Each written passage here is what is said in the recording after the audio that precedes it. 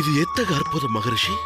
இந்த பெண் சிசு இறைவனின் அளப்பரிய ஆற்றலுக்கு இதுவே நிரூபணம்.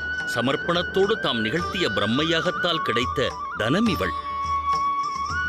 ஏர்கலனுக்கு பூமாதேவி அளித்த பலன்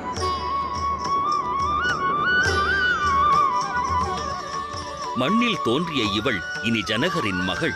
உன் வம்சத்தின் குலமகள், தனித்துவம் பெற்றவள்.